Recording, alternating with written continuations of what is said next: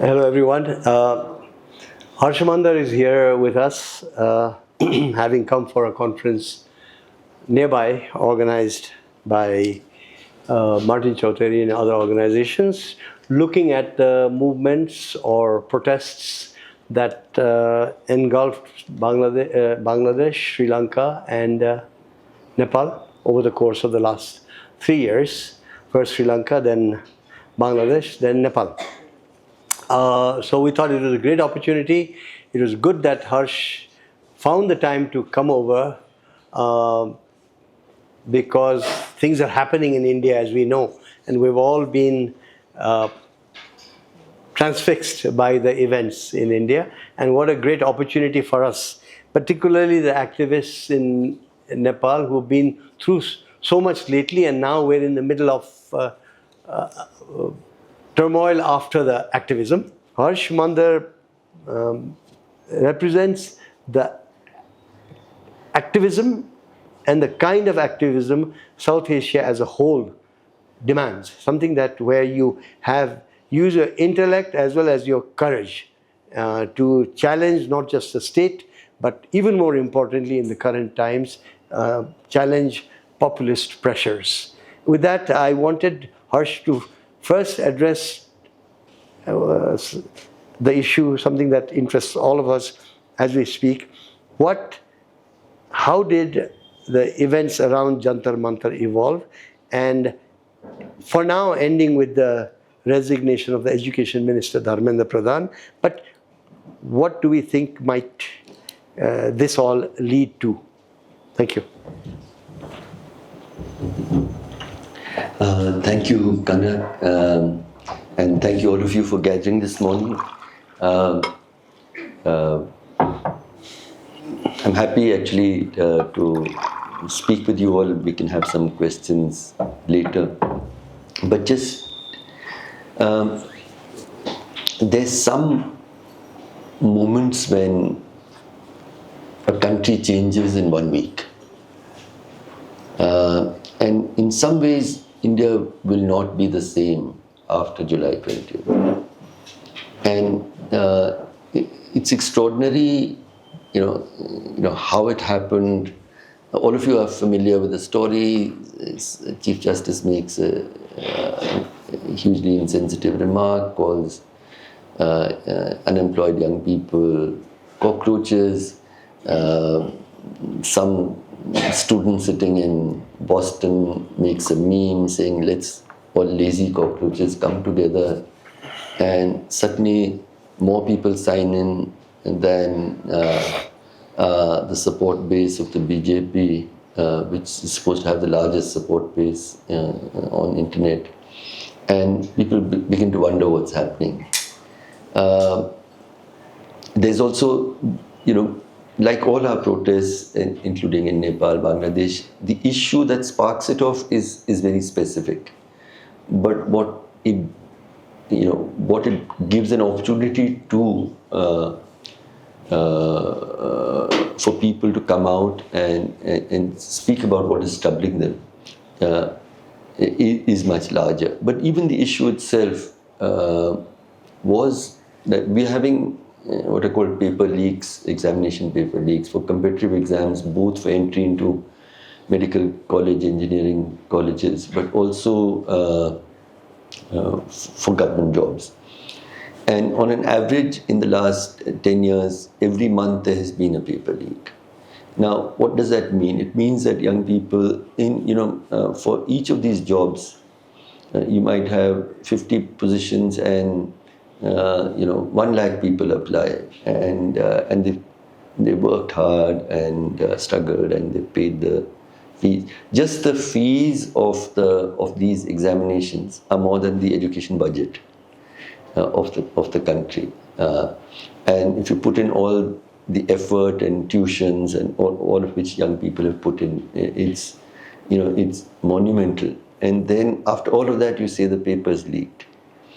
And you're back to, all of that, 2 years you worked, it doesn't, everything falls apart. So that became the sort of rallying point. It also represents other things. The absence of that the education system is completely collapsed. India's education budget has actually gone down. Public education has broken down. 1 lakh schools, primary schools have been, primary secondary schools have been shut down.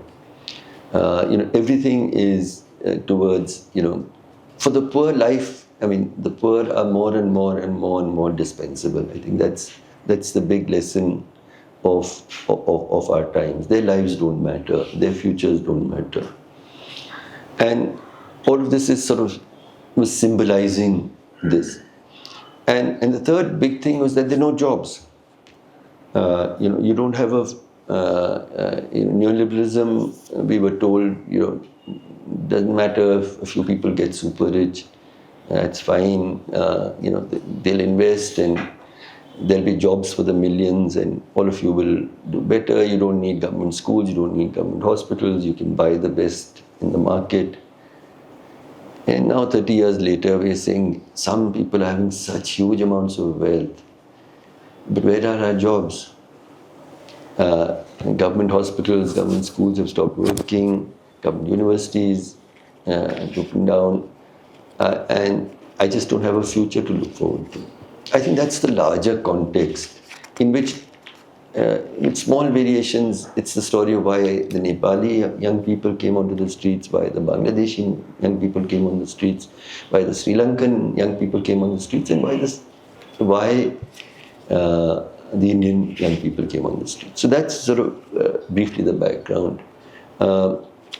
They started a hunger strike asking symbolically for the resignation of the education minister. It was a demand the government refused to accept. It was a small protest in Jantar Mantar. Sonam Wangchuk is an activist who's he's an environmental activist. This is not even his issue, but he came on and he said, I'll go on a hunger strike. And what is lesser known is that about 5 or 6 leftist students also joined the hunger strike, and for all those 22 days. That continued, and it was still a few hundred people would gather every day at Jantar Mantar. I used to go, and then the government, in its arrogance, decided to pick up Sonam Wangchuk. But the way they did it, actually, it was they had these men in plain clothes who jumped onto the dais, and they put white sheets so that no one could take videos, and then they picked him up very roughly and took him away. Something snapped at that moment. And people said, you can't treat us this way. And there was a second moment that I'll describe. Anyway, so they had announced that on the 20th of July they would march to Parliament. I was there early morning. And the police had created a lot of blockades. But it was unbelievable. I just saw the crowds kept growing and growing and growing and growing. At least 1 lakh or more students, young people had gathered. It was well beyond what the security establishment, or they closed down the metros, they closed down the buses, they blocked everything, but people just kept coming. The organizers got a little stunned, so they tried to say, okay, just for their own safety, let's not now march. And the students just kept saying, Sansad, Sansad, Sansad. And they began to march.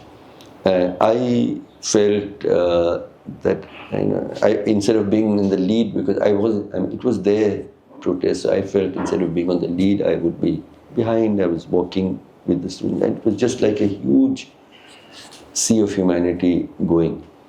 But all of India's diversity of India's youth was around us. Every religion, caste, gender, rich, poor, people of every language, identity, everybody was there. And And they had a sense that, in a sense, history was being made.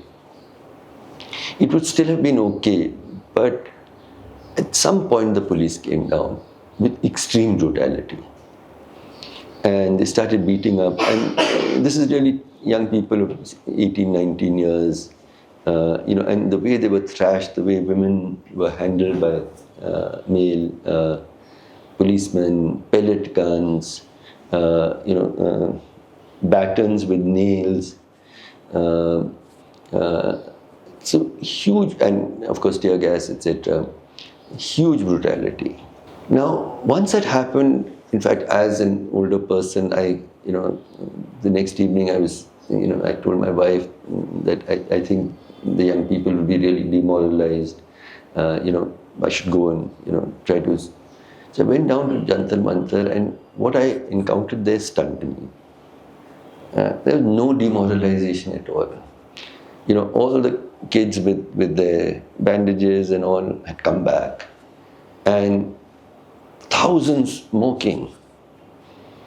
And the mood there was like a carnival of protest. There was music, there was singing, there was dancing, and and memes, of course. But all of it was now directed at Narendra Modi. And with the kind of irreverent humor that 6 days earlier would have been impossible to even imagine. So, all of you would read a little bit. Just to give a couple of examples. Some of it is stuff I can't really quote myself. I feel too shy for the sexualized some of it was. But, for instance, Mr. Modi went to Melanie, this far-right Italian Prime Minister, and gave her Melody chocolates. So most of the kids had Melody chocolates, and they put it in their mouth. And there was a whole thing about Melody chocolates, and there was these girls giving advice to girl advice to Melanie. Acha aadmi nahi hai, and all kinds of stuff like that. Then they were making fun of just the humor. I'll just give you a little bit of a flavor of it. As you know, the Ayodhya temple money has been sort of misappropriated or stolen, whatever. So this guy says, there was a competitive exam. Before that, I got onto my scooter and I went to a temple and prayed and I gave some chadhawa. But the exam paper leaked. The government added ethanol to petrol, and somebody stole the chadhawa I had done in the temple. Now, it's stuff like that. It was really so funny. Another one had Modi ji asking Shri Ram ji ke mujhe bachao, and Shri Ram ji is saying pehle mere paise wapas karo.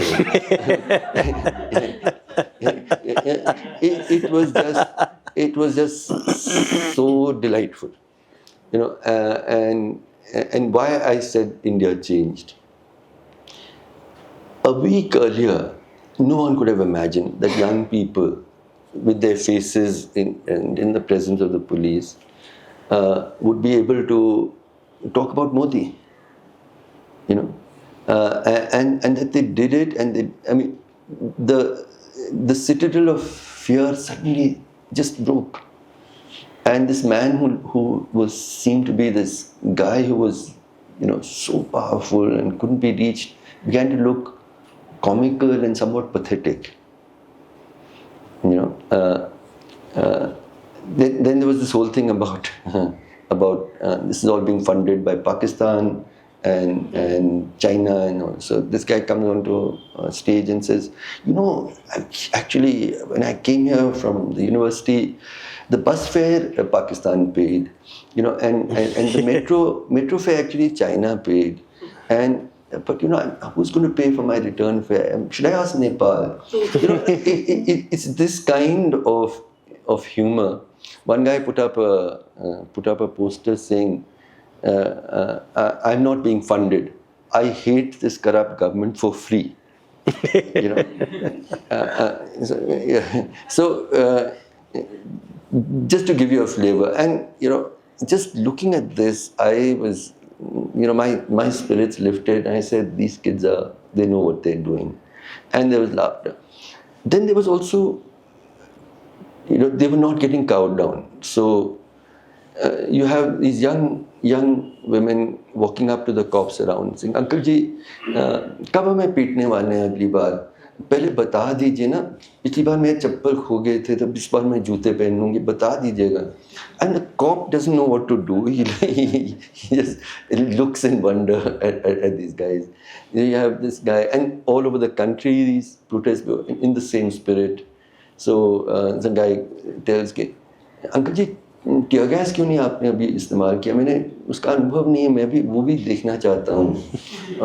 The water cannons, and the boys started doing a rain dance. What do you do? I mean, there was this breaking of fear that was extraordinary, and they were making fun. And one guy, they had their bandages, and also this index finger had got broken. So he says, "I'm really happy that this finger got broken, because it was with this finger that I had pressed the lotus button in the last election. So it's a reminder to me." There's a creativity, there's a cheekiness, there was an assertion which we would have felt was impossible. And that's what I wanted to bring out to you. And I've just written about it. I don't even know it's supposed to come out this morning. It's in Scroll. Scroll-मा हेर्नु होला, आज बिहान आउँछ होला. So I called it the satyagraha of the Instagram age. And people might be shocked as to, how could I call it a satyagraha? Satyagraha is basically about non-violent resistance to a corrupt government. And its hallmarks are twofold. One is courage, and the other is non-violence. And this protest was marked strongly by both of these. It was a satyagraha, but the idiom was their own. And it was memes and laughter and jokes and satire and fun and dancing and music and so on and so forth. So the last thing that I wanted to say was that with all of this, I felt that there were two citadels of the Modi regime, when history will be written. One is the climate of fear, but the other is the climate of hate. And if the citadel of fear was certainly broken, I'm not so sure about the citadel of hate. The large majority of the demographic which was present there must have been BJP voters. The data shows. Meaning they would have been BJP voters. BJP voters, sorry. Yeah. Pardon? They would have.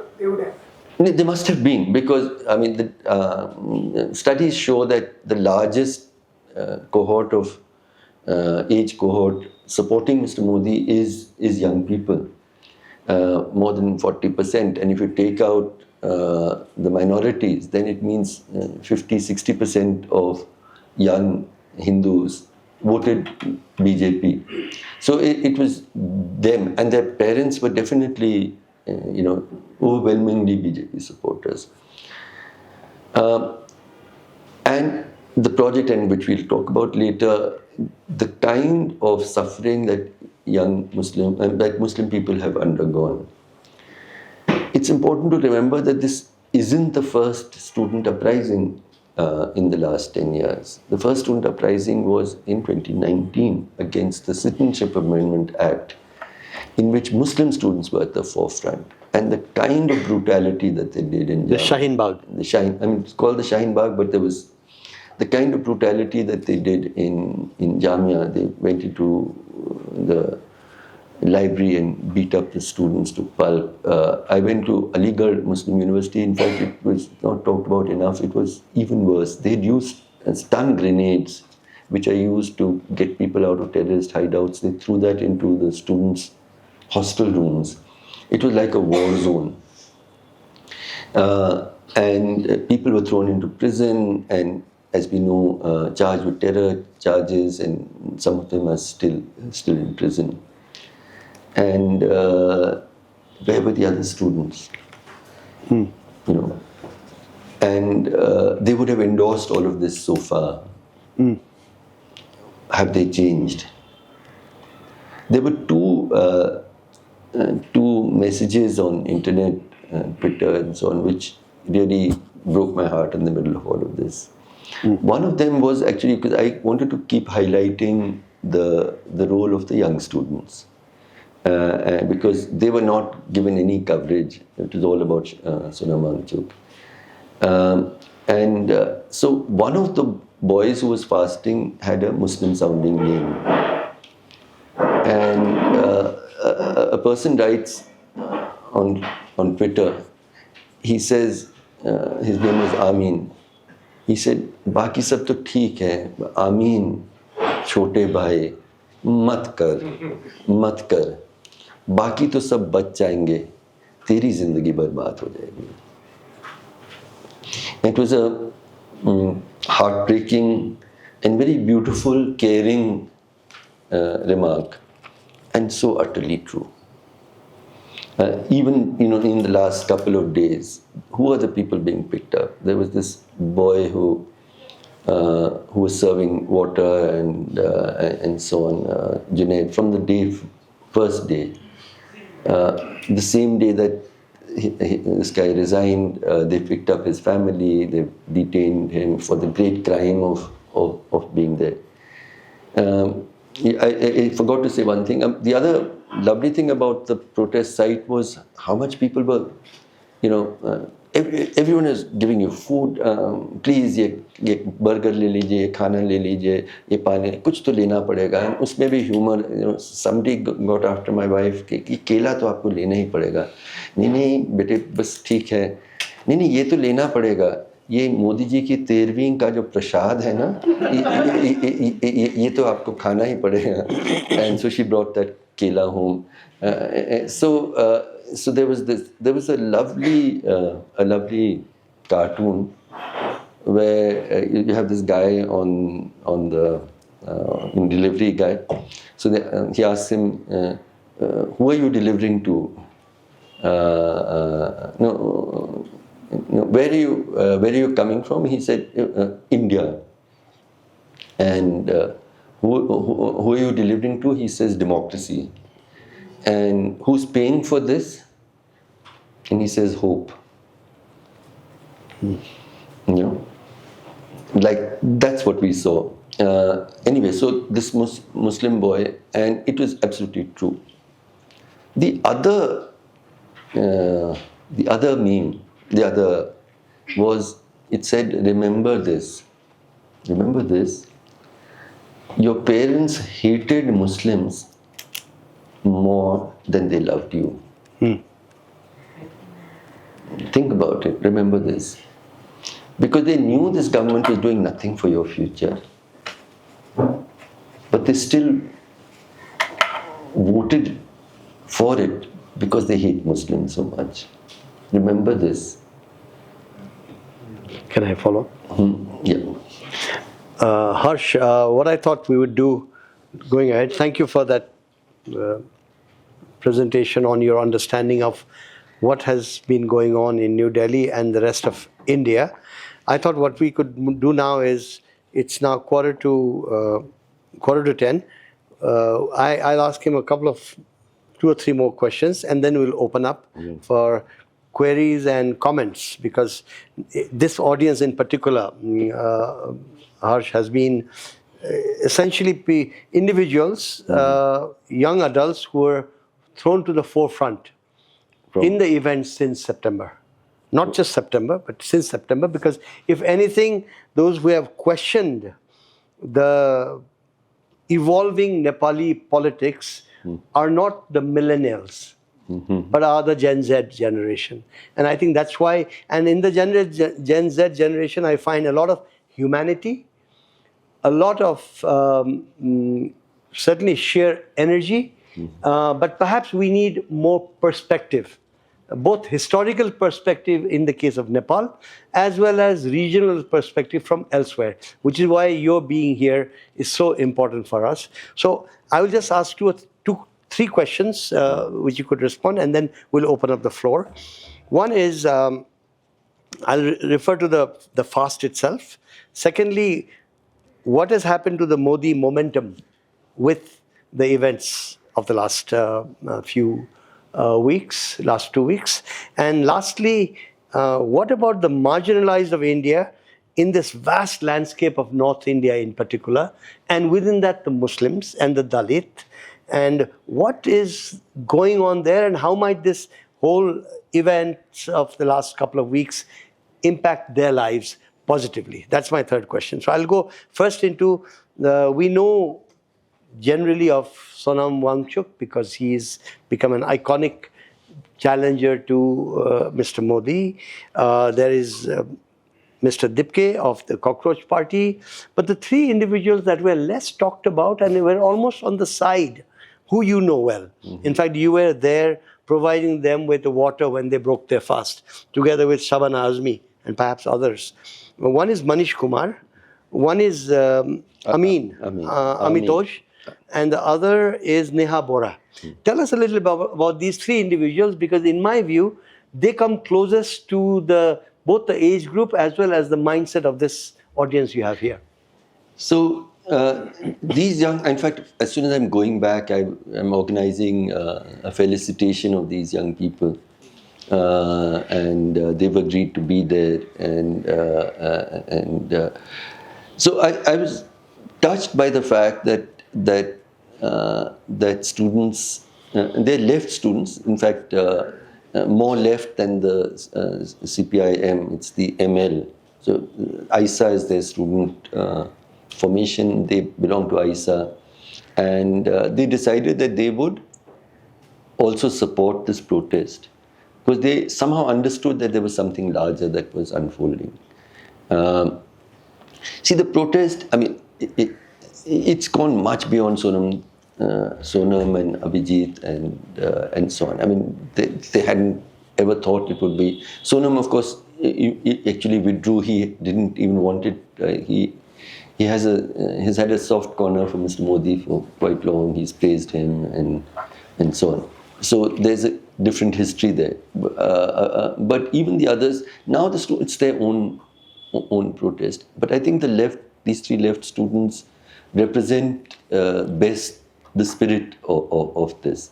And Neha Bora, you have to go on the kind of fiery speeches she's been making.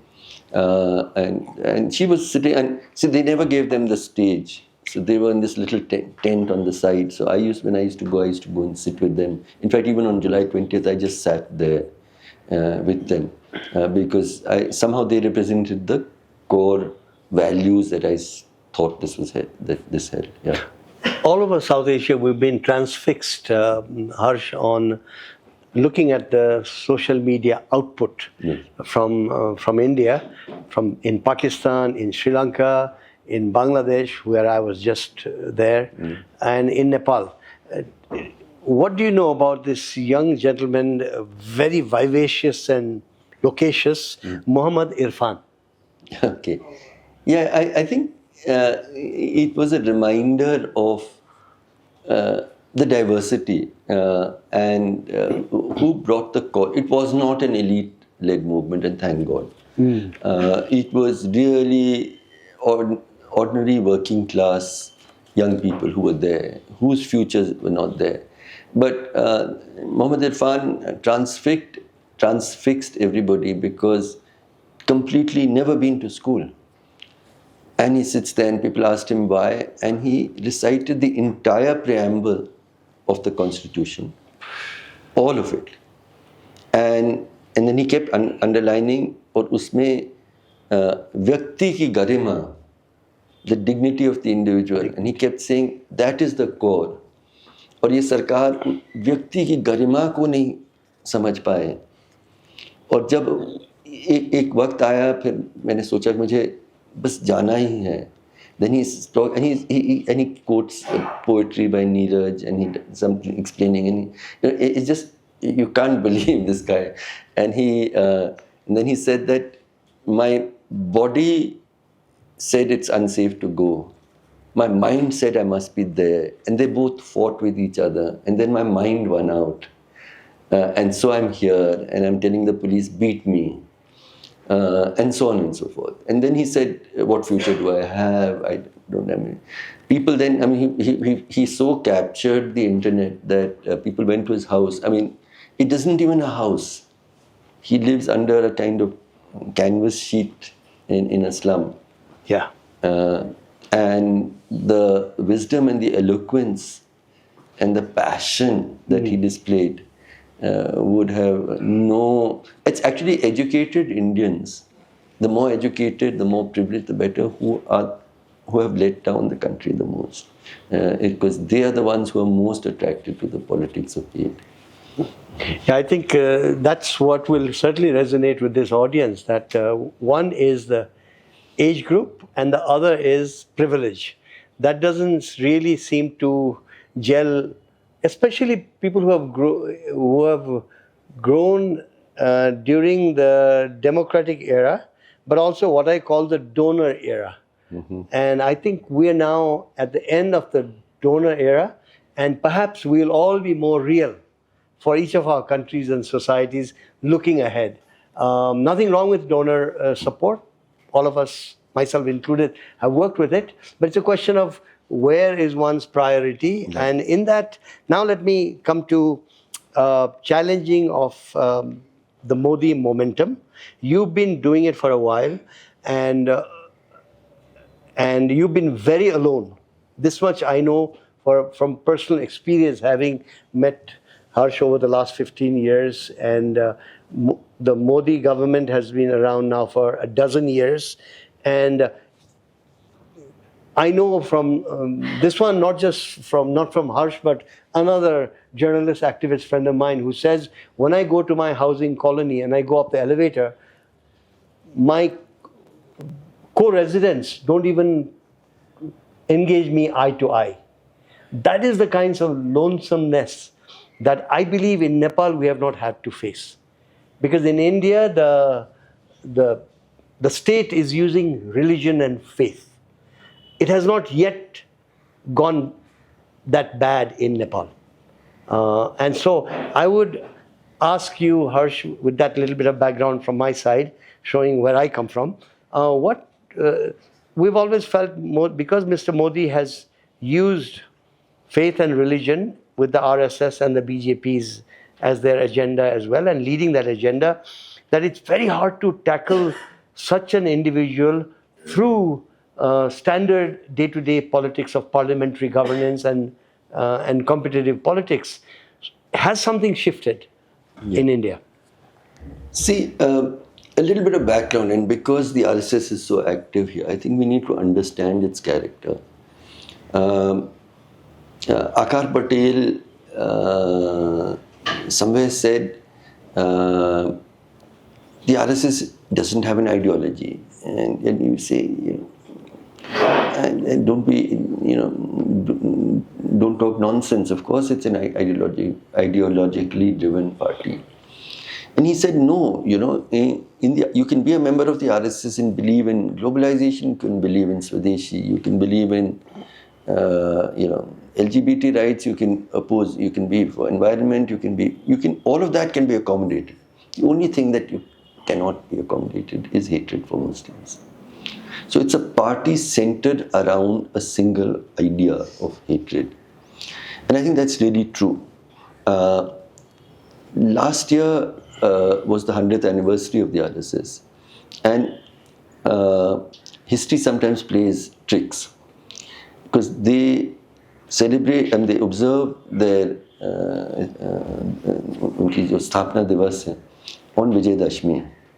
Last year Vijayadashmi fell on October 2nd, which was Gandhi Jayanti.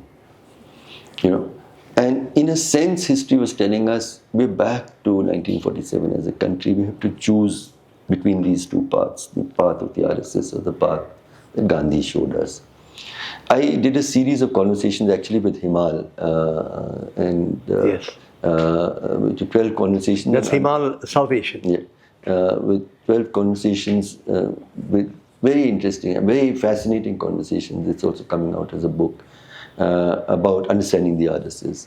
The first of those was with Rajmohan Gandhi, who is Gandhiji's grandson, now 90 years old. And I asked him, why does the RSS hate Gandhiji so much? And with the kind of way that Gandhiji used to distill very profound ideas into very simple words, his grandson did this. He said for two reasons. One, he said, Gandhi said, India belongs to all. It belongs to all, regardless of what your religion, your caste, your community, it belongs to all. And the second, he said, because Gandhiji said, Ishwar and Allah are the same.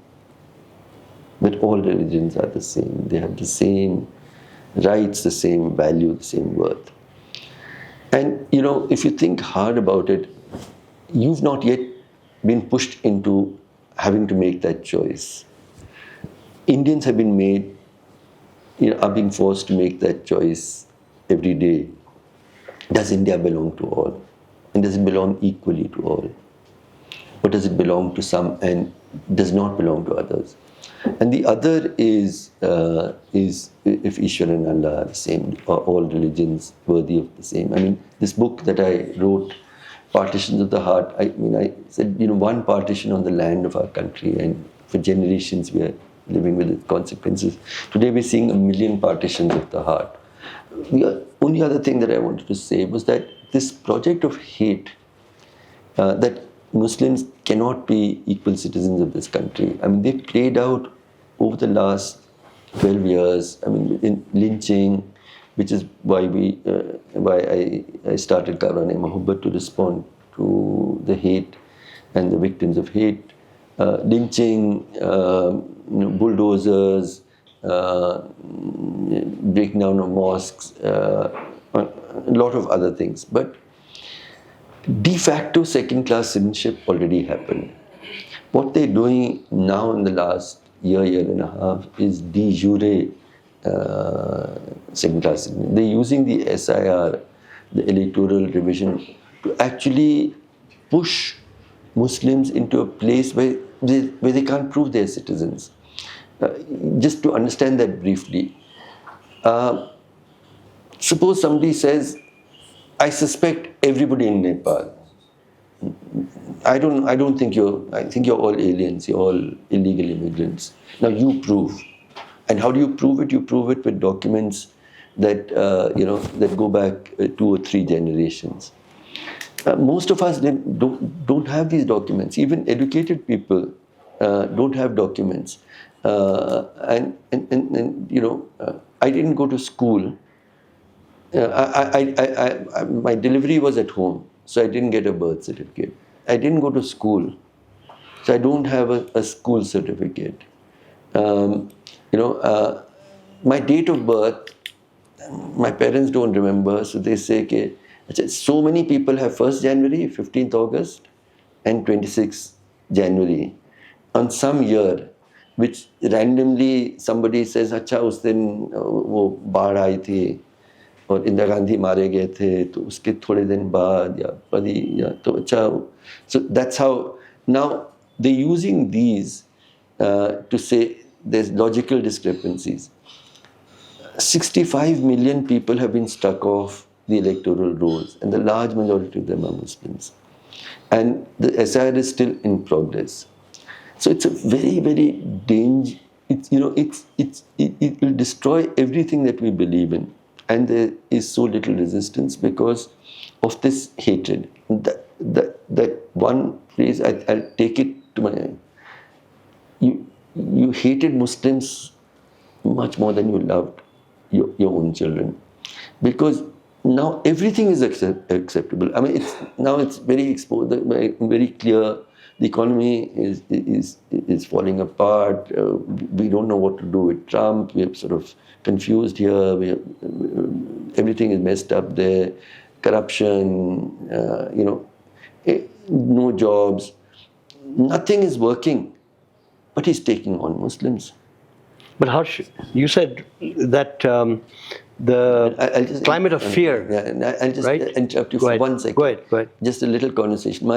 My daughter is a human rights lawyer, and she was during this period, because they were detaining the students. They were really picking them off, especially around Jamia, because it was Muslim students, and they were locking them up. And she was till 4 in the morning. She was in the Nizamuddin police station trying to get them out.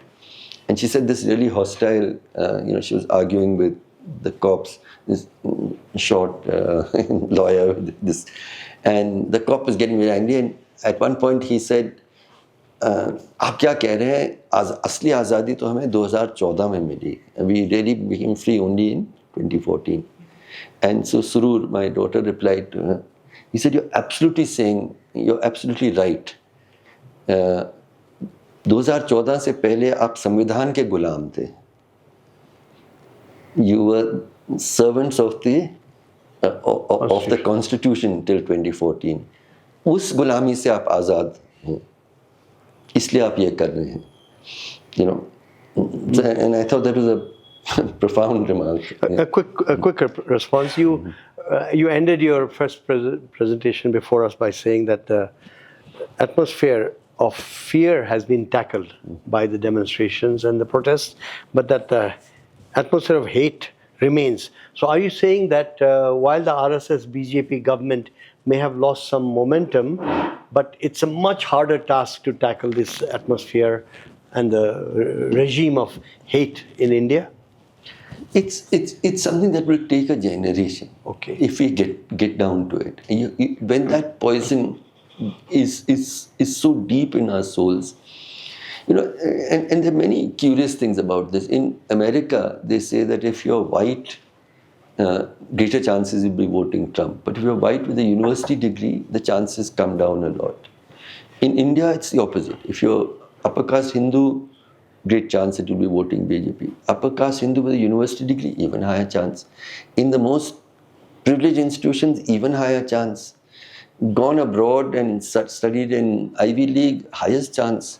Okay. So our, it's not, this prejudice and hatred, you've absorbed this.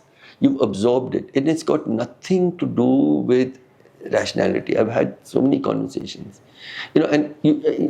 Standard, like Muslims have 4 wives. So you say, okay, why are you sounding so envious to start with, And next, if Muslims generally have 4 wives, then 3/4 Muslims should be unmarried. And how many unmarried Muslims? And there was a census which actually showed bigamy was somewhat higher in Hindus. मैं नहीं मानता. अरे आप कैसे नहीं मानते? मैं बता, these are the facts. They have large families. No reproductive behavior of Muslims and Hindus are identical for the same class in education. मैं नहीं मानता. They are all terrorists. Who killed Mahatma Gandhi? Who killed Indira Gandhi? Who killed Rajiv Gandhi? Right. So none of them are Muslims. मैं नहीं मानता. In Hindi there's a proverb कि आप सोए को तो जगा सकते हैं, जागे को कैसे जगाएं? When knowingly you absorb this prejudice and hatred, which is completely irrational, that willingness, and for that you forgive him for everything.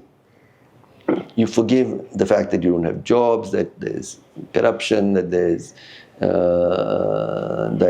economy is floundering. You've forgiven it all because you feel that the one enemy is India's Muslims. Okay.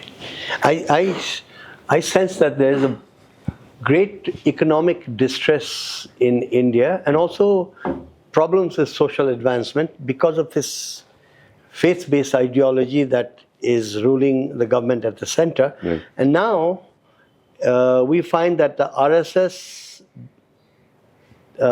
ideology has crossed the border into coming here. the Tarai of Nepal as well as into the hills of Nepal. And so what you're saying that it'll take a generation to overcome what the RSS has wrought in India, particularly North India. We have to be very alert in Nepal that doesn't happen to us, because besides the fact that it leads to enormous human distress and marginalization, it'll impact our economic growth and prospects as well. One last question from me. If you could bring alive to us, Harsh, when you visited the families of mob lynchings in Assam, in Assam and in all over the country. all over, but you particularly visited UP, Bihar, Jharkhand, Karnataka. Give us a sense of what you found in those families, because if we're talking about the marginalized, your campaign is to bring out the distress of the marginalized so that it can be addressed, then the most marginalized of the marginalized would be the families of those killed in mob lynchings. See, please understand firstly what mob lynching is and why it is different from any other kind of violence. See, we've had large riots, but जब बड़ा riot होता है, गुजरात में भी हुआ, और it is limited to a geographical location. It has a beginning, it has an end. Lynching breaks all of that. So, or lynching is actually a performance of hate. Performance of hate. And now, it really started in Jim Crow's America, late 19th century America. What would happen would be that a black African origin man would be taken. Whole families would gather with their children. It was like a picnic, and thousands would watch as they torture him. They cut off his fingers, they cut off his genitals, and then they hang him from a tree. Now, those lynchings over 60 years, they were just 3,000 or 4,000 lynchings. But it's the kind of fear and hate that it led to was unbelievable. In India, that is what has happened with lynchings. And let me just explain, one boy. See, here the crowds don't gather in those numbers, but you have the video camera. Every single lynching is videotaped by those who have committed the lynching. And they circulate it to millions. And what they watch is that humne usko pakda, and then we beat him, and I find it this long period, and the person is begging and begging. बहुत खून जब बह जाता है, one of the last things happens is कि he begs for water, और अब पानी भी नहीं दिया. इस हालत में हम उसको ले आए. It is that performance. And I therefore felt that there has to be a performance of love. And that is the only way we can counter it. And that's how the idea of Karwan-e-Mohabbat started. Said we'll go to the home of every person who has been lynched. And we'll go not even as a human rights worker or a fact finding, or just like you would go to a loved one, आपके घर में हुआ, आपके दोस्तों में हुआ, साथ में रोए. That was where it really starts, sharing the pain. Secondly, seeking forgiveness. Third was that a pledge that whatever happens, we will be with you, pick up the pieces of your life as you fight for justice, and we will tell your story. ये एक journey से शुरू हुआ 2017 में. I made a call. I used to still have a column. I wrote there. Many interesting people gathered, and we started our journey from Assam. Actually, the idea was Assam in the east, and we traveled across the country wherever there was lynching, and ended up at Porbandar, where Gandhiji was born.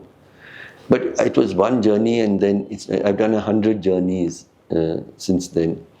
And the government has, attacked me, charged with every crime. I'm not allowed to receive funds from abroad or within India. We're sending pensions to 100 widows, for instance, across the country still. And people send money. It's like a miracle. Every month. I said that I'm doing this for all of us. It's not just for me. So people send money. We're fighting 150 cases. All of this is being supported by people so it's really a caravan of love from all over sides. The specific answer to your question is this, that हम लोग जाते हैं, people say कि काश बस गोली मार देते, काश बस छुरा मार देते, इतना टॉर्चर करके क्यों मारा? You know, each one is a slow torturing death. And while thousands of people watch, I mean, just really in Delhi, there was the Ganesh Pandal. There was a young Muslim man who was somewhat mentally challenged, a very poor guy. He came out and the Pandal, there was a banana as prasad. He picks it up and eats it. And this crowd gathers and they turn him upside down, they hang him and they keep beating him and he's screaming piteously. For 2 hours, 3 hours, I went where it was and I was stunned because it was in the middle of this, you know, it was Gali ke beech mein, at least 5,000-10,000 people would have passed, seeing him scream and scream and scream. Not one person intervened. और वो फिर जब finally उतारा खून बह के, over a few hours he died. Now this is and what its impact is, जैसे एक लड़के को, जुनैद लड़का था, he got lynched on a train in near Delhi. Every young Muslim man I've met across India says डर लगता है, train में जाएं तो डर लगता है. माँ कहती हैं कि मैं फ़ोन करूं तो सलाम अलैकुम नहीं कहना, किसी को पता नहीं चले कि तुम मुसलमान हैं, किसी बातचीत में शामिल नहीं होना, पॉलिटिकल डिस्कशन हो तो बिल्कुल ही नहीं शामिल होना, डर लगा रहता है. That is what I mean, I'm eating, I don't know who will come in and check what meat I'm eating, what's in my fridge. I have a relationship with a friend of another religion. I don't know who will say it's love jihad and I'm going to be,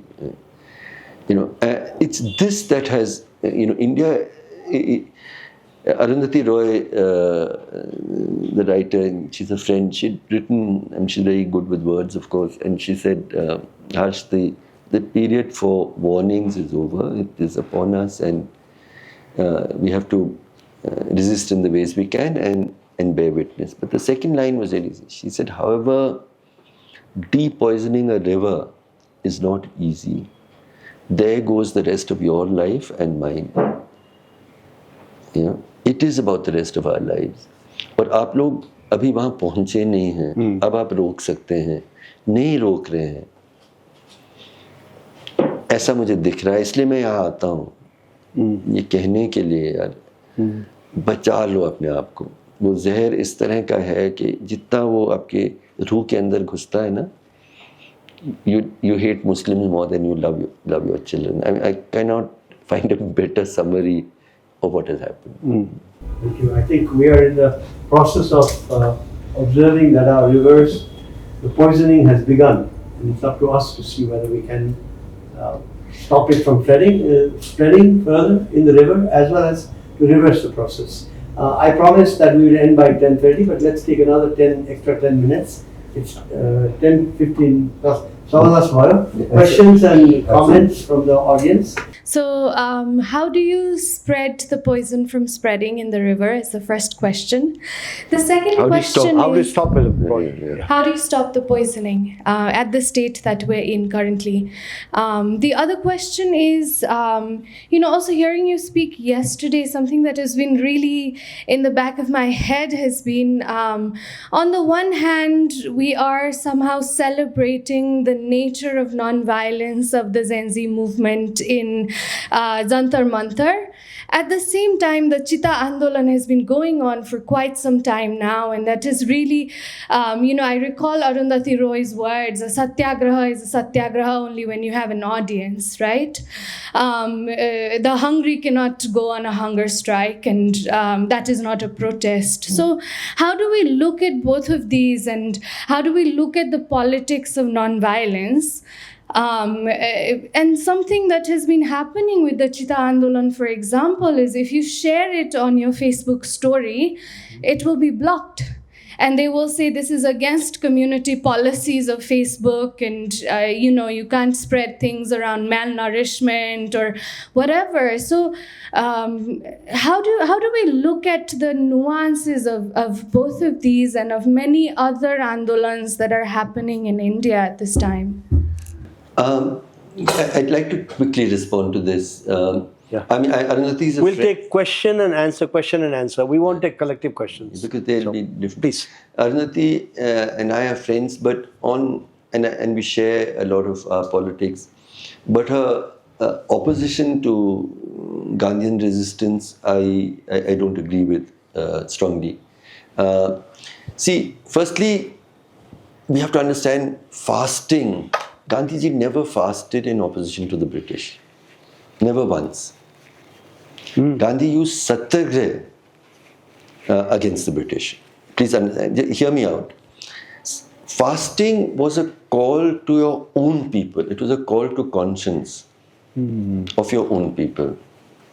Satyagraha was how you stood up against power, civil disobedience. So Satyagraha is something that through our freedom struggle, it will be very unfair not to recognize how it was the poorest of people who did it. So if the government said, you could not manufacture anything in this country, so Mahatma Gandhi decides that I'm going to go to the sea and boil some water and make salt.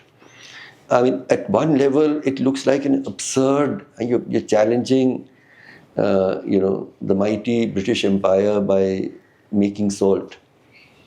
But it was actually probably the highest moment of our freedom struggle. And he didn't do it alone. 60, 70, 80,000 people went and made salt. When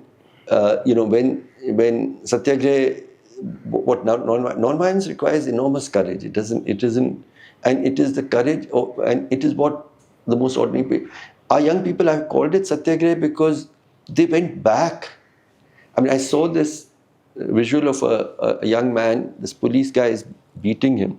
He kneels down before him, he does this and he bows his head and he says, beat me more. That is the power of one way of resistance. I mean, you can please understand that Satyagraha, what is civil disobedience? Civil disobedience is, there are rules in civil disobedience. Civil disobedience means that you have an unjust government. I will disobey your law, but I will do it publicly. And more importantly, I will demand that you punish me. And that is why those 70, 80,000 people broke the law publicly, which they found unjust, and they went into...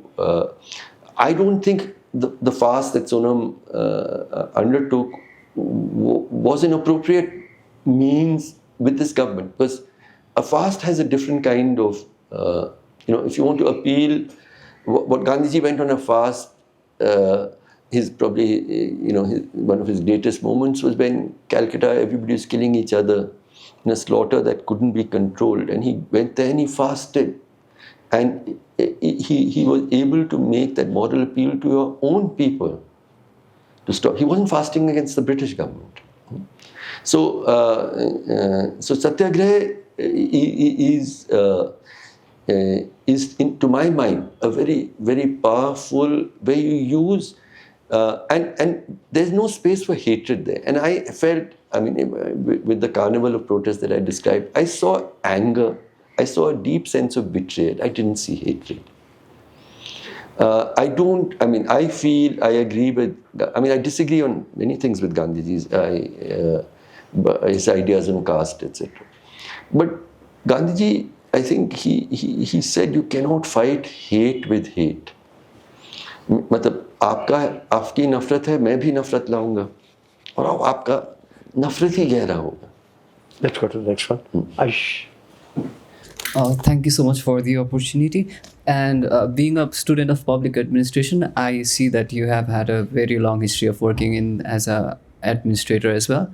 And what broke the camel's back? Like, what made you decide that you would like to switch back to grassroots level? Because a lot of the students right now, even in Nepal, there's this exam very competitive, and there's a lot of pressure on but then we come to a realization that activism is slightly different route for us to take, and maybe you took it a bit that, but then what was the rationale behind it? And then the cross-border solidarity, how do you think like that can be made more fluid? And also, last question, like your movement, which just happens to go on, and with us, like our any sort of movements that we try to do digital, that sort of just loses its fizz in like a bit. So how do you believe like we can learn, or like maybe you have learned from whatever we've So, done so lovely far? questions, and I'll just quickly answer. To the first question, I found I loved my years in the civil service. You're given a lot of power, and I could use it over and over again in defense of the most vulnerable. But when 2002 happened, I was also on the faculty in Missouri to new recruits to the civil service. My first lecture used to be the right and the duty of a civil servant to dissent. I would say your whole career you're going to be told your job is to obey. It's not. You have to exercise your conscience. You are the servant of the elected government, but before that you're the servant of the constitution, and before that I would say you're the servant of the most vulnerable person in your jurisdiction, and so on. And I spent my career, you might know about it, continuously in dissent and disobedience. But what happened in 2002 was that I recognized that all these battles were happening within the four walls of the constitution. But what this government was taking us to was destroying this constitution itself. And for that, I could not be part of sharing power with a government like this, is what took me out. And this battle I had to fight from outside. And I made that choice in 2002. At a personal level, it was, many things happened, but one of them was that my life became AD and BC 2002 and after 2002, because almost 75% of everybody I knew just cancelled me out of their lives at that time. My extended family, we are a partition family. After all that we suffered in partition, you've gone and taken the wrong side. And my answer to them was, after all that we suffered in partition, who better than us can understand what it means to be targeted by hate? So I'm on the right side, you are on the wrong side. And it's a battle that was necessary, but which he didn't mention, the last Prime Minister had constituted a National Advisory Council headed by Sonia Gandhi. A few of us were invited as members. I helped draft most of the social legislation. So I do believe in the state. I want to engage with the state on my terms. So that's one answer. Number two. One is why do movements fizzle out in Nepal, whereas yours seems to have gone on? Somebody actually, one young person yesterday asked a question I wasn't able to answer it, probably about the online. I feel that a lot happened online in what happened in Jantar Mantar, but a lot happened offline, and what happened offline could not be replaced, because the friendship, the solidarity, it was, what happened was electrifying. Nothing I saw online could explain what happened when I was in that crowd. So I feel that we have to use internet, but it's not a substitute for action. And in my work, even more so, because what you're reaching a person who's been completely broken. You're in some little village in Latehar district in Jharkhand, and what the crowd has done is that your 10-year-old son is taking some cattle, and they catch hold of him and they beat him to death, and then they hang him from a tree. And when I went there, his father took me aside and he said, "Main kuch kehna chahta hu." And I said, "What?" And he said, "I was present there when they did this to my son.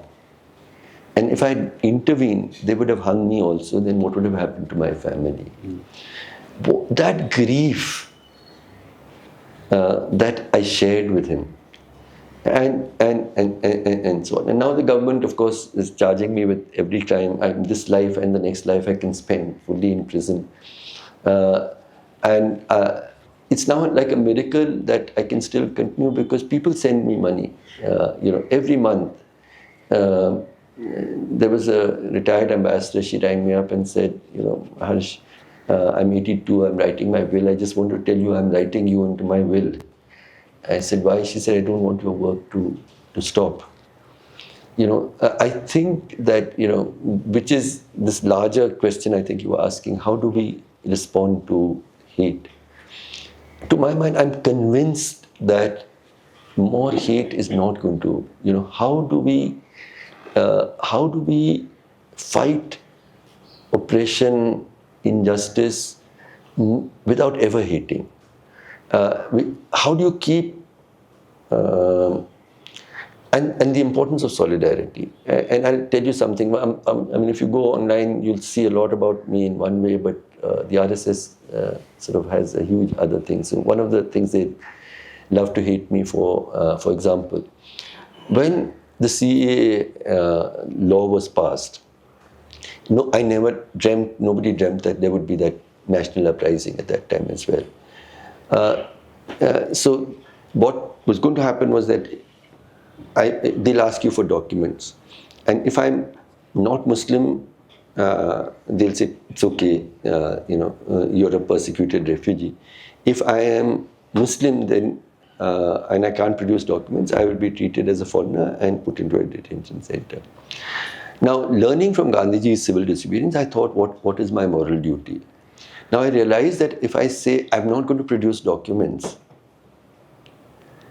nothing will happen to me.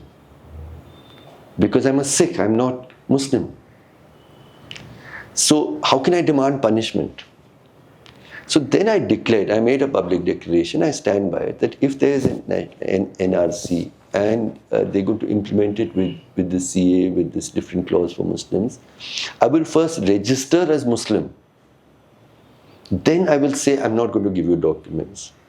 And then, if any of my Muslim brothers and sisters are put in prison, I will demand I should also be sent to prison. If they're sent to a detention center, I will be sent. I think we have to find ways of resistance based on what I call radical love. Okay. Love for which I can go to prison, love for which I can give my life. Harsh, I think your point, which you also made about how in this digital era, one cannot do social media activism. You can use it for a purpose, but you got to be on the ground. I think that will resonate with this gathering in particular, because one of the first challenges that came up with the new Balendra Shah government was the way they acted against the Sukumbasi by the riverside. And indeed, many in this gathering here were on the ground, not relying on expressing remorse and empathy on the internet. So I'm sure that what you said. And I did want to say this performance of love. I mean, there are 200 million Muslims in India today. How much can I do? But this act of the Karwan-e-Mohabbat has meant so much to people. The performance of hate has created fear in the heart of every Muslim. The performance of love has also reached a very large number of people. Yeah. So first, I have a three-part question for you. Firstly, in the aftermath of the CJP protest in Jantar Mantar, we've been seeing conspiracy theories about how the state apparatus reacted to the protest, including the forceful removal of Sonam Wangchuk as a diversion tactic from the theft in the Shiva Mandir. So what are your comments on that theory circulating on the internet? Other one is you mentioned that the protest was not an elite-led movement, but we've seen some elitist leaders take part in it. In solidarity, elitist leaders, including, of course, Rahul Gandhi, Akhilesh Yadav and Dimple Yadav, they have been expressing solidarity with the protesters. So something that happened, similar in Nepal's case as well, some leaders of the opposition kind of took the opportunity in the Gen protest and weaponized the protest for their own benefits as well. leader of the ruling party right now. He stormed out of the prison and during the Gen Z protests in Nepal. So do you see that kind of thing going on in India in the near future as well, where they kind So of just hold on, I lose track of your questions. Yeah. I think the First one is relating to important question, Sonam Wangchuk and So whether it was a diversion. see, I hesitate to accept. I'll lose track. So let me answer the question. Come back. Let him come one by one. Yeah. Quickly though. I hesitate to accept conspiracy theories until I have clear evidence of it. But it was a little mystifying. None of us have been allowed to protest. And Jantar Mantar, it's become really difficult. Now suddenly the government not only gives permission, but the Deputy Commissioner of Police went to the airport and handed over the permission letter to Abhijit Deepke when he landed from America. So it looked strange. We can have many. My guess, to be charitable, is that they felt that it'll be like a pressure valve. It'll be a harmless protest, and rather than it becoming big. Let them do a little bit of something, etc. That's my guess. I wouldn't like to go into deep. People say it is true that Sonam Wangchuk celebrated the withdrawal of 370, the special status for Kashmir. He thanked Modi ji. They had a very cozy relationship for a long time, and something broke down. So, but what his motivation was, I don't want to speculate on it. But I have a feeling that there is even no point in going back into Sonam Wangchuk or even Abhijit Deepke. What has happened is it created a moment when young people came out and fought their own battle in their own way. And in my article, which has just come out, I just saw it just now. I called it Satyagraha in the Instagram age. They fought it their own way. So that's one thing. The elite-led. The question about whether it's elite-led. So it's absolutely not elite-led. What role did Rahul Gandhi play? I'm often very critical of him. On this, I'm not. And let me explain. He actually, to his credit, has been raising the issue of paper leaks for many months. He's held protests, he's gone to many places, etc. But in the strange times that we live in, young people are not persuaded by even as senior a leader as him. But they're persuaded when Abhijit Deepke talks about it. So good, so they found their own space. He felt it was his duty. Would we have preferred that he didn't come out in solidarity? So it was important that he came out in solidarity, but he repeatedly said that I'm not doing it to replace, I'm doing it in support. So I think he was not taking leadership of the movement, he was expressing solidarity, which is a good thing. My name is Sabin Ningleko, I'm a researcher. I'll try to be rather quick. I think, the way you told your story, it's more than a presentation, it was storytelling of the protest. It was a beautiful tribute to what happened in Delhi. And I think of the many ways in which one could pay a tribute to the Gen Z movement of Nepal, I think it would be this, which is that in the aftermath of the movement, continuing to this day, we have seen a rise of to me, a new kind of civil society, which is that we look to these people as a way to form opinions about politics and events. And a few of those are in this room already. So sitting next to me is Mr. Majid Ansari and Monica, who was the first one to raise question. So these are two of the few individuals who have become part of this new civil society, the way I see it.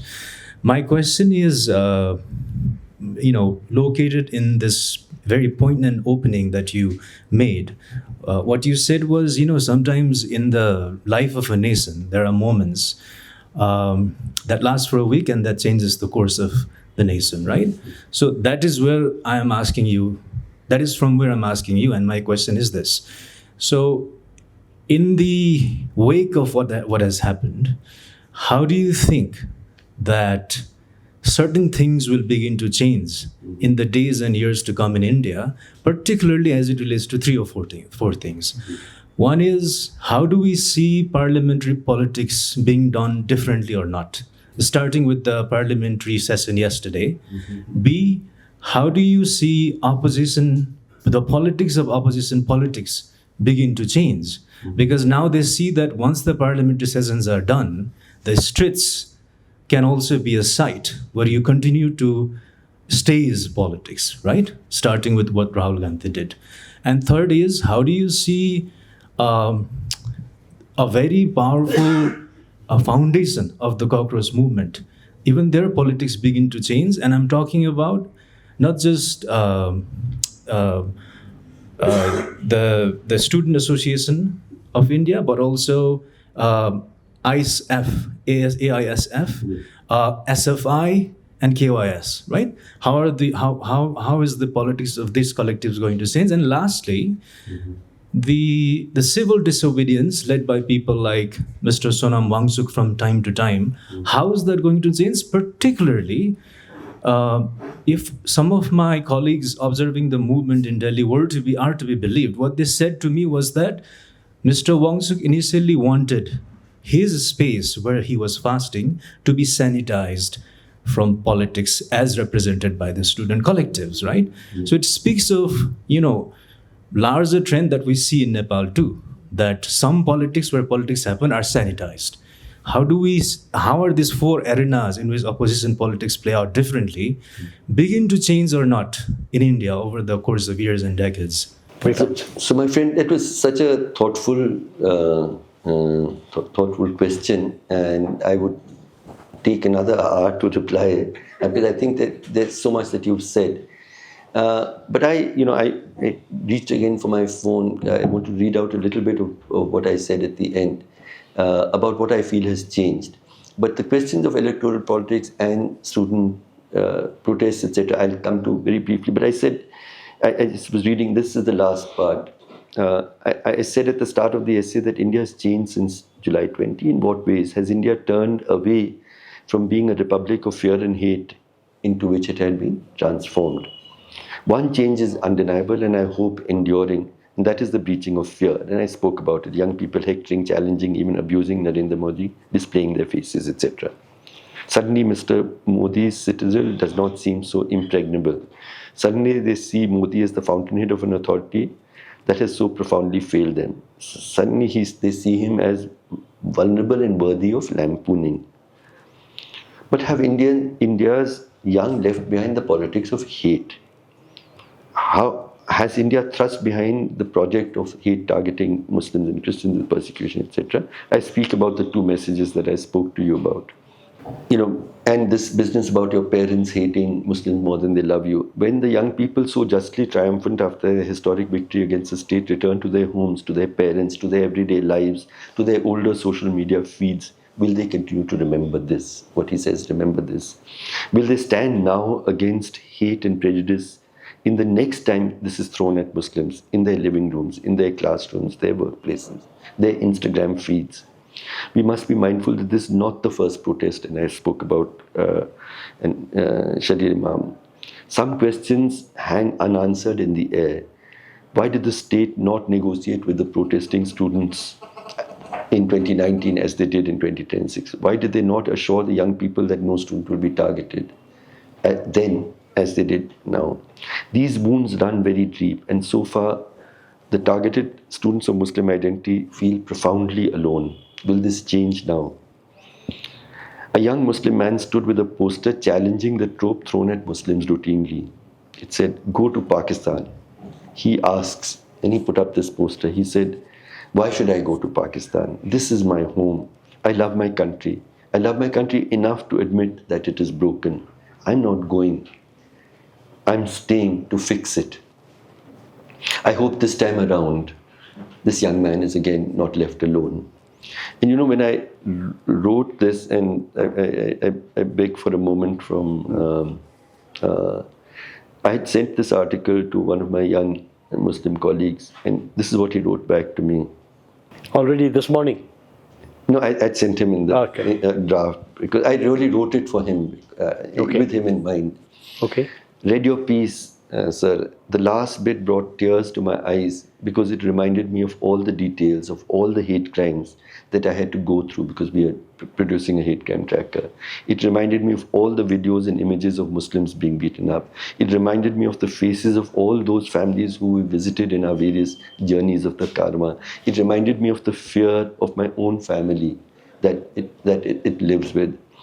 But I do hope this time that the cracks that appear in the fortress of hate, that cracks do appear in the fortress of hate as it did in the fortress of fear.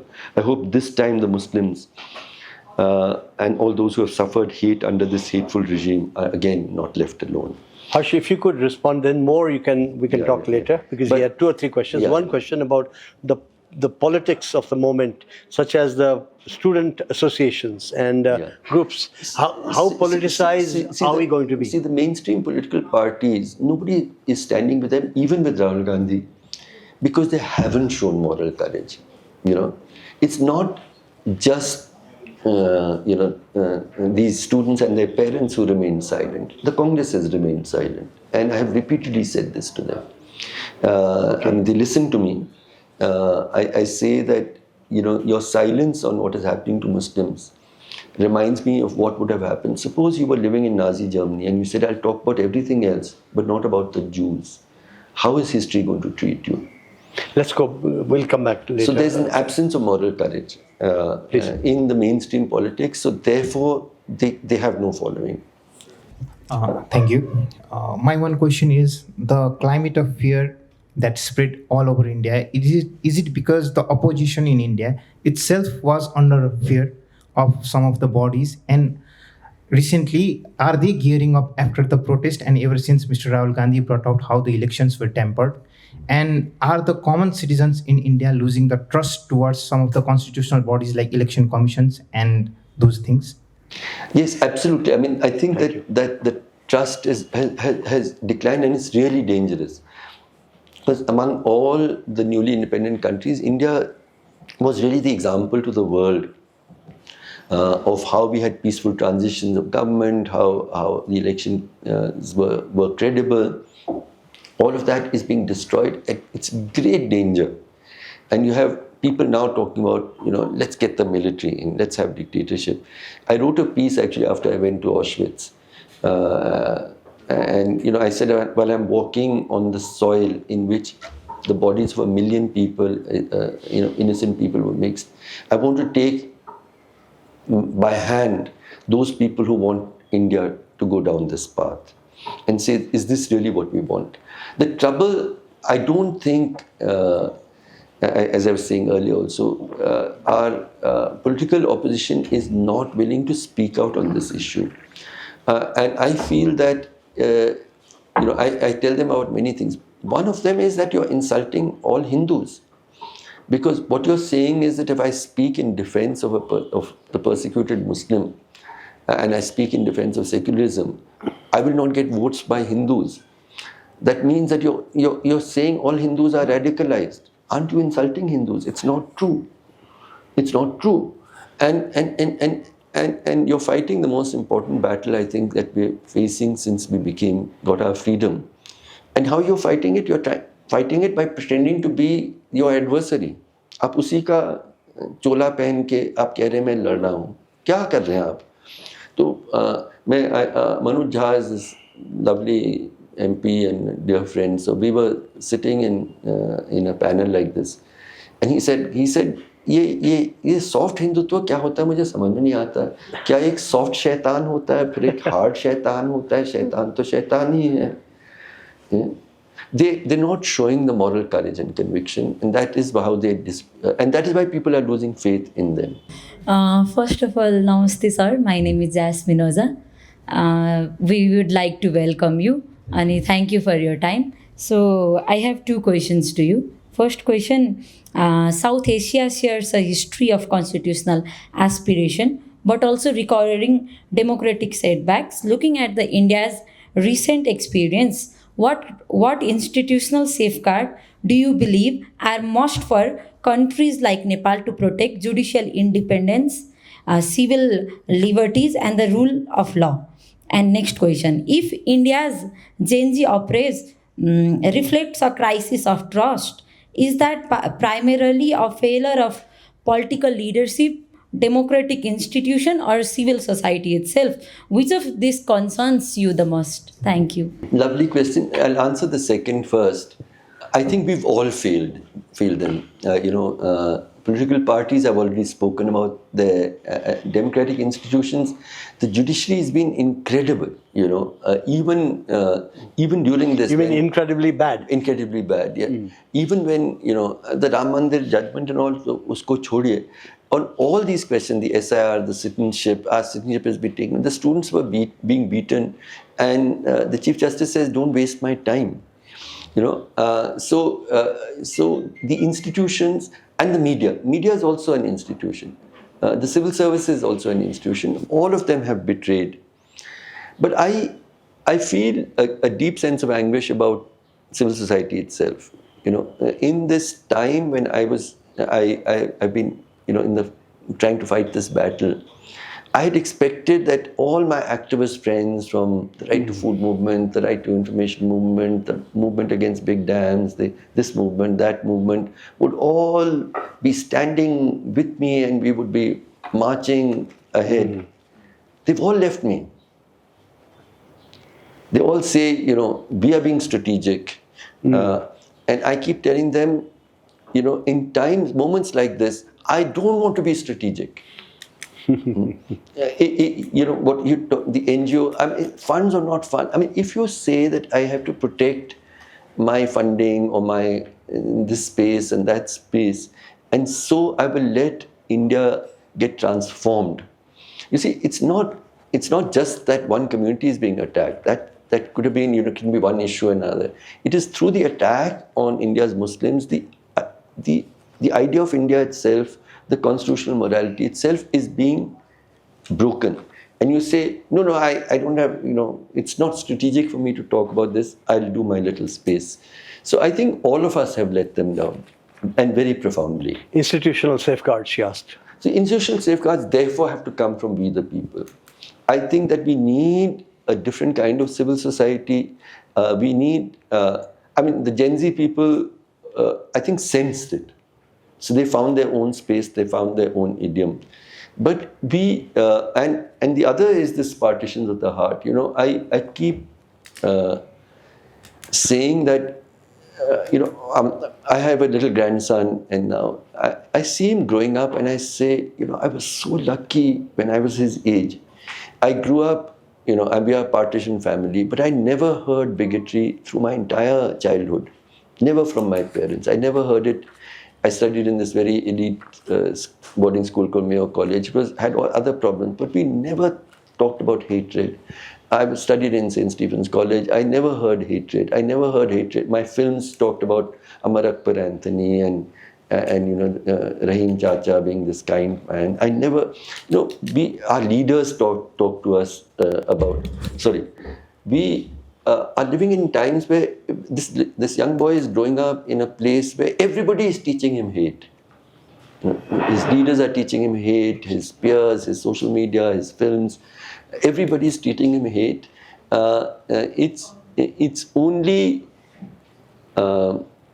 just very quickly, that is why it's going to take a generation. It will take a generation for each of us to fight. I tell them, the next time your parents talk about hatred, what are you going to do? You love them, but you tell them this is wrong. The next time, being Muslim is so difficult in India today. People were telling me, I'll give you two quick examples, both from very elite backgrounds. This lady, her father, Mr. Zaidi, passed away. She went to the government official for his death certificate. He looked down and he said, "Acha, Mr. Jihadi." And her father's just died a week ago. And she says, "No, sir, his name is Mr. Zaidi." No, same thing, Mr. Jihadi. You can't understand what it means to have to live like this. Another young man, very handsome young man in Hyderabad, was telling me he's studying in medical college. His teacher was reading out names, and suddenly she said, "And love jihad." So everybody starts laughing, and he says, "No, ma'am, my name is XYZ. No, boys like you do love jihad. You know, you can't." And it is at that time that other students should say, "You can't do this." Yeah. Thank you for this opportunity. I would you've talked a lot about the politics of hate. So my first question would be, I would like to reiterate towards my friend's question. She asked, how do you stop this poison of hate? Because this is no longer anticipatory, just anticipatory in the case of Nepal. We've already been witnessing strings of religious violence, like just yesterday it happened in Sunsari. So it's no longer anticipatory, it's a living reality. This the politics of hatred is a living reality. So since you've been working a lot in this field, how do you suggest, or what are your opinions about it? That's the first question. And the second question is, it's a good thing, you've mentioned that the privileged and young minds are now politically conscious and they are in the movement. So it's a good thing. But would you say the case is very selective activism? Because would they show the same enthusiasm when their Dalit, Adivasi, queer friends are lynched? Because there are many protests in India happening. Many Adivasis are protesting, many farmers are protesting. So would they show the same passion? Would they show the same courage to, the Gen Z movement would show the same courage towards the same too? Or would it be limited towards selective activism? Thank you. So my friend, the second question is exactly where I ended my article. I am not convinced that is going to change, and that is my fear. I'm saying that something so beautiful has happened. Young people have come out in tens of thousands, and they have challenged an oppressive government. But are they going to come out when there is the next time when hatred happens, when discrimination happens in all of this? And I feel we still have a long way to go. And that brings me to your first question. I don't think there's a shortcut answer. People of Muslim identity have a highly disproportionate faith in me. Wherever I travel in India, they want to come into a small room like this, just with me, and to speak about how much pain they're feeling at this time. Dar laga rehta hai. That is the word I hear most, this deep sense of betrayal. Then they ask, what is the solution? And they want a quick answer like this. And should Congress and Mamta join, and should this one happen? And I'm saying, this is not what this battle is about. It's not by electoral cunning that we are going to overcome what is a profound civilizational battle. It is we, the people of India, we, the people of Nepal, who will have to take it in hand, and it has to be fought in that as from today, I'm not going to accept hateful prejudice. I will not allow it. I will not let it go unchallenged. This boy, when he's standing, Umair, my colleague who replied to me, he's helping us. We're trying to prepare a hate crime tracker. We've identified 900 incidents of hate crime, and we'll be putting this out shortly. He's analyzed each of them. He called me and he said, now every time I close my eyes at night, I imagine that what I read in the day is happening to my own family. And then I said, just stop, don't do this. And after a month, he came back to me and he said, no, it is my duty to do this. I've sort of made myself strong. I will continue to do it. He shouldn't feel so alone. Why should he be doing it? Why can't people say, okay, you relax. This is our responsibility. We will do it. Un solidarities mein ye hal hoga. So there is no any question. I just want to share my experience throughout this month while I was raising my voice for the informal settlers called Sukumbasi. I was beaten up by the police and subsequently detained. And when I went to the hospital, there was no Muslim admitting me in the hospital. I think many of them are here who admitted me into the hospital. And there was this guy, Pawan Gautam, who wrote as brother while admitting me. So why are as long as Pravir Gautam does this, Nepal is still safe. Okay. It is in each of these acts is how you're resisting I'm convinced that it is each of these acts that is the answer. And why the RSS hates me so much, I find it extraordinary. I mean, of course, I've charged Amit Shah with murder and so on. That's one part of it. But this discourse of love knocks them down. And so another different reality which came from, particularly from Madhesi people, Jai Bhai is here. I'm sure that he will not have enough courage to speak on behalf of whatever I was suffering from, because there is a kind of self-censorship. And there was my friend called Nisha Yadav, who is from Madhes, and she posted a video on Facebook saying that my friend was beaten. This is not fair. And she got a lot of hate in comment section that she had to off her comment. There was more than 2 lakhs of views and more than 10,000 of comments. And everyone was saying that what kind of Yadav you are. You are not a Yadav, you are Yadu Mulli.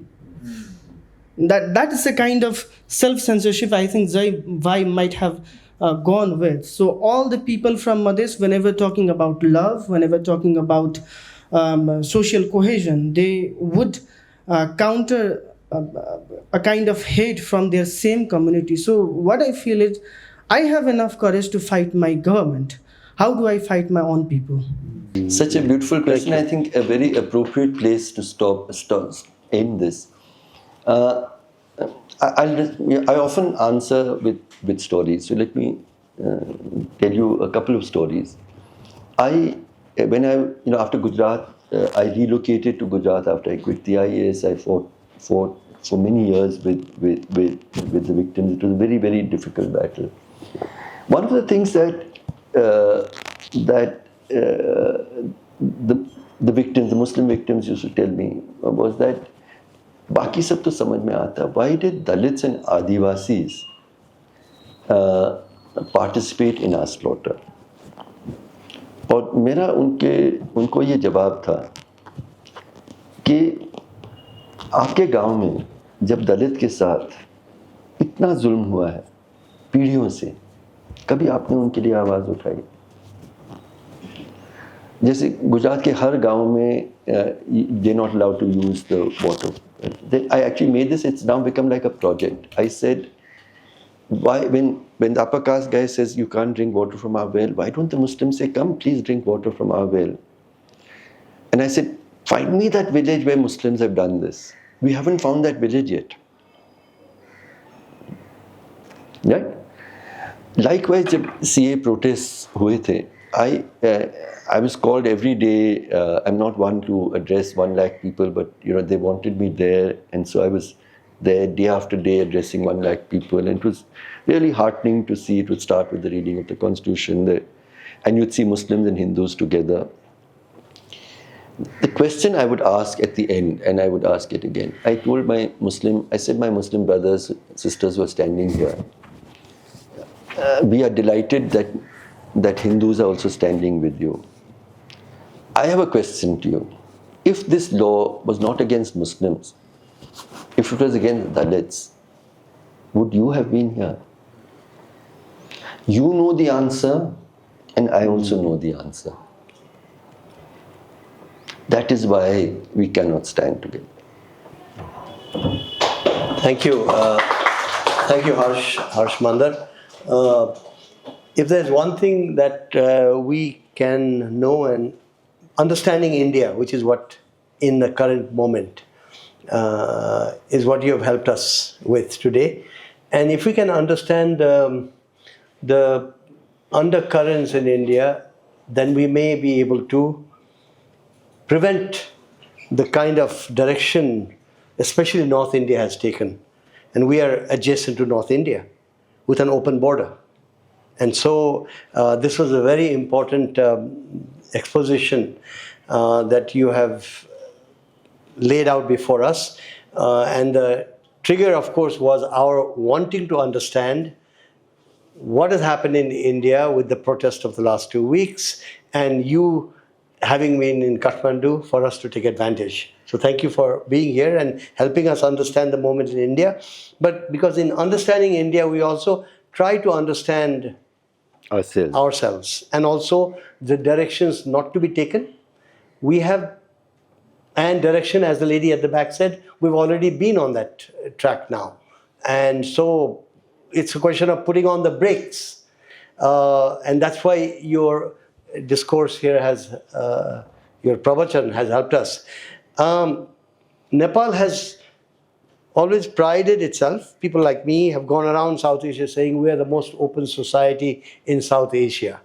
But for how much longer is the question. Because Nepal needs to remain open, firstly for ourselves, because there is no economic, social, inclusive growth in Nepal without us remaining an open society. But various internal, external factors may lead us towards closure, even militarization. And militarization ipso facto means closed society. So we must guard against it. And for that too, your presentation has been useful for us, because indications of Nepal evolving towards closed society are all around us. Self-censorship is all around us. But let me say one thing, the beauty of the moment in Nepal, and I use the word beauty like you use the word love, is that right after the new government was elected with near two-thirds majority, a government with a ruling party without a set ideology clearly can go any direction, including right-wing, including Hindutva orientation. We don't know, but we can perhaps still stop any kind of movement if there is discourse, if there is openness. And the beauty of the moment is that right after the March elections, when you would have thought people will go into their cocoons, no. Particularly individuals in this room spoke out. And that became the new civil society. The civil society that can be proud, because the earlier generation, by and large, have gone silent, even till today. And the way I can share this as a journalist myself, I won't say the editorial rooms, but the reporters kept the flame lit. And comments on social media by young adults, Gen Z groups and a few others who decided we can speak up and we will speak up and keep that elbow room. I believe that has meant that we have confidence that Nepal can be kept from moving towards closed society. And closed society is not just a term. Closed society means destruction of what Nepal could do for its people. And so, and it's so pleasant to be talking here in front of you, Harsh, because we did want to bring your perspective to this group. And this group, if you look at the visages, the personages here, they're a younger group who have all been active. And if anything, the perspective that you have provided us is very useful. And I also thank Himalkhabar for having taped this event, because it can go out to those who are not in this room in Nepal. It can go out to people in various parts of India and various parts of South Asia, because you are fresh off the protests in Delhi and your voice needs to be heard in all over India, all over Nepal, and all over South Asia. So on behalf of this group, let me thank you. Thank you.